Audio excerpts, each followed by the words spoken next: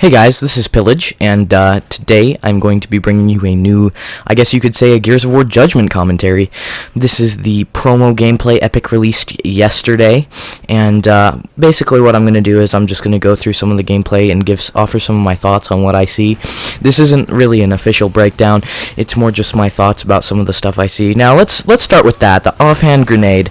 Now, one thing that I don't think a lot of people really know about is, I'm hoping, now this isn't necessarily factual, but what I'm hoping is the offhand grenade is only in free-for-all. That may not be true, and they may have already said that, but I would be pretty surprised if it turned out that the offhand grenade was in regular as well, and if that does translate to regular, I don't think that they truly get how that will affect the game completely. It's going to change the face of Gears of War and make it more of a Halo-esque feel in some ways. I know Halo 3 was all about frag grenades being placed in the right place, and you know, it was definitely a different style of gameplay in many ways, and it feels like they're kind of trying to, you know, bring in some of the Halo players by offering offhand grenades, and I think that's a mistake. Now I'm going to talk about this little on-screen cursor. Now, the bloom to me doesn't look like it barely blooms at all, and the shots seem to go basically where the cursor is when you're hip firing, and I see that being a big problem. I'm not terribly pessimistic about Gears of War Judgment. I think that it has possibility to be quite an amazing game. You just saw there, he picked up a ammo pack on the map, and that looks very interesting. That would be a cool addition in my opinion. Now, one thing, I think a lot of people think that the Gnasher isn't a starting weapon. That's not true. You'll see a little later in the video that it is a starting weapon. The difference is, in free-for-all at least, you start with either a Gnasher, a Lancer, or a Hammerburst. You don't start with a shotgun basically, but you can. You just you don't have a left on the D-pad. Now I'm going to talk about the different controls really quick here. I don't think Epic truly understands what the controls do for balancing the game. Switching weapons takes time, and it's part of the game that way. This sounds like I'm just hating on change, but it's not the change that bugs me. It's the balance that they lose by changing. They've sped up all of the pickup controls and the reloading and everything. They're trying to make the game faster, but I think that they're going to make it slower and more camp-heavy by adding these things. The falling off roofs thing is a nightmare. I don't have anything else to say about that. That's just bad. I think a lot of people say that they're trying to copy COD and Halo, and I agree with that for the most part, but for me, this kind of, at this point, looks like a little bit like a COD Lite.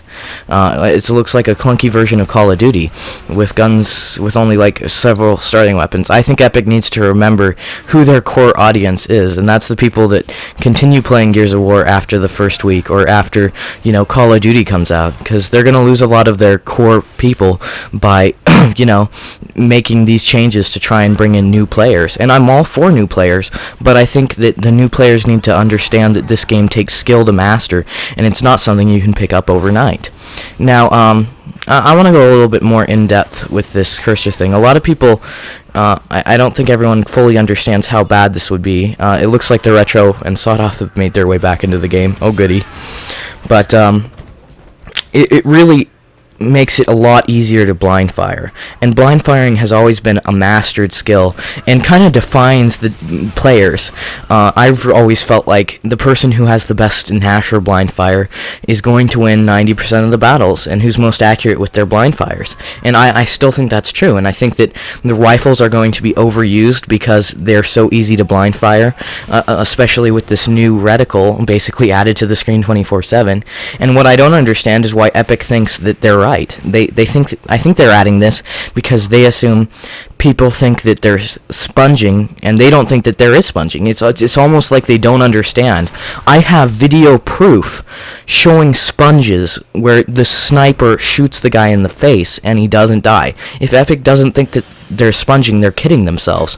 It's obviously there, and if they haven't accepted that, it's a nightmare. Now, if you guys haven't seen, there's an instant respawn option. I don't know exactly how that works, but it looks like a bad deal. Gears has always been a game where you have to take a few seconds to respawn, and that balances out the spawns. I don't like the spawning randomly on the maps. Gears has also been, about 2 spawns, and, the maps worked that way because of how the game was set up. Now, if you guys are watching right now, he's using the breach shot, and this is a new starting weapon. It's a one-shot headshot. So, basically, you get to start with a sniper rifle, and it has, 18 bullets in a clip and 40 bullets. I mean, how could this be abused? It's blatantly, abusable. It's like they're trying to add new weapons. I'm all for this as a starting weapon. It would look like a very cool starting weapon, but as a actually effective starting weapon, it's a nightmare. It's going to cause a lot of problems, and it's a debacle. Right there, I think you could see when he was changing loadout that you could actually change between the frag grenade. I don't think we saw anything of that, but it looks like there might be a couple different starting grenades, so we'll see how that works. Maybe they're gonna buff smokes or something. Let's hope not. I think that the Gears 3 smoke was by far the best and the most balanced.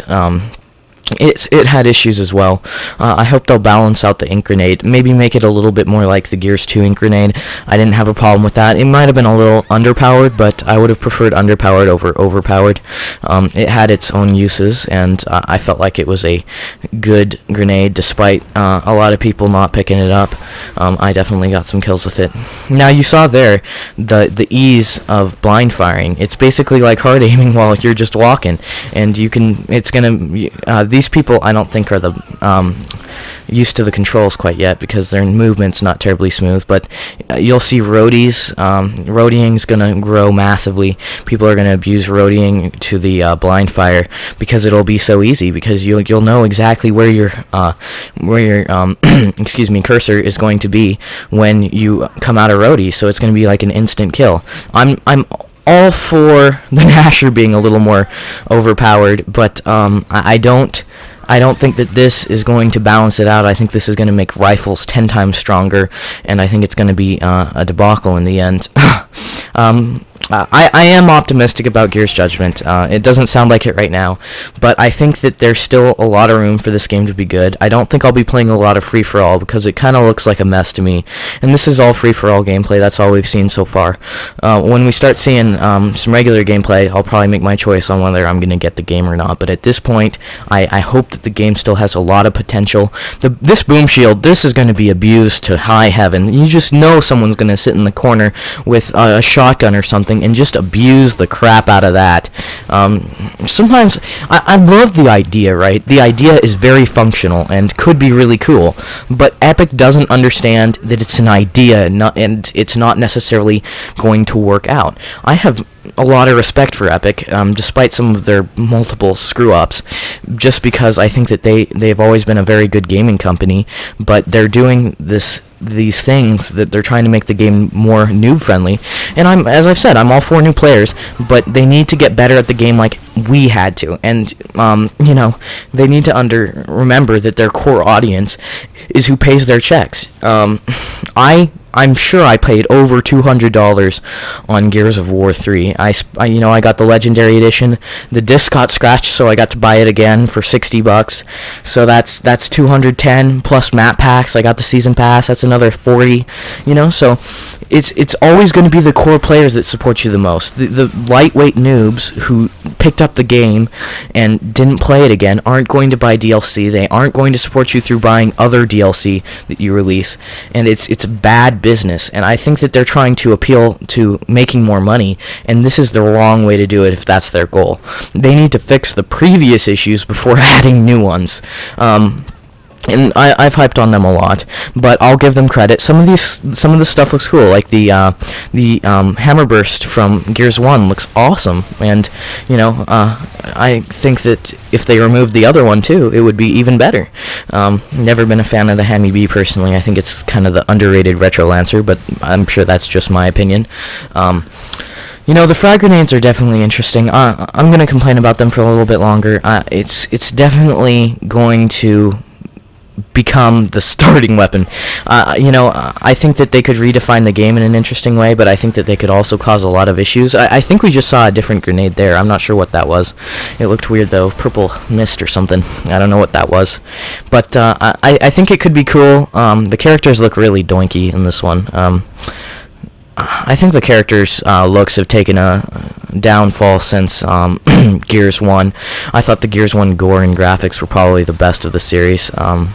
Not sure that that's popular opinion, but I liked the more grungy, dark feel, despite it making me emo after a while. But I'm looking forward to Gears Judgment, guys. It may not sound like it, but I think that it's going to be a good game. I'm definitely excited. You can see right here how overpowered the shield is. The guy has a pistol out or something like that, and he's still, the guy with the hammer burst is scared of him and hiding behind cover. I think that the Gnasher with 8 bullets is going to be extremely underpowered. They need to add 16 bullets or even 32 bullets to the Gnasher. It's always been that way. I never understood why they turned it down to 16. If they turn it down to 8, I'm going to have to assassinate them in their sleep. But I'm definitely enjoying the new content. Overrun looks fun, despite some of the class-based stuff. I think that might add a new interesting touch. I don't see it being a problem in multiplayer, though. It's like a horde. I don't think it'll be a main part of the multiplayer too much. I hope not. If they add classes to the multiplayer, they will have copied 10 franchises in one game, which would be very impressive. It might be a world record, but I hope to not see that happen. As you can see, the retro's back. Oh boy, here we go again. But I think the breach shot's going to be the big issue in this game. I hope that it won't be, but if my expectations are correct, then it will be quite overpowered. We can hope, though. I'm still optimistic that Gears of War Judgment will be a good game. I see no reason that it couldn't be. It's a fun franchise, and a lot of people are saying that the franchise dead, but I still have hope for it. Maybe not in free-for-all, but I have hope for the overall franchise. Thank you guys for watching. Have a great day, and God bless. Pillage out!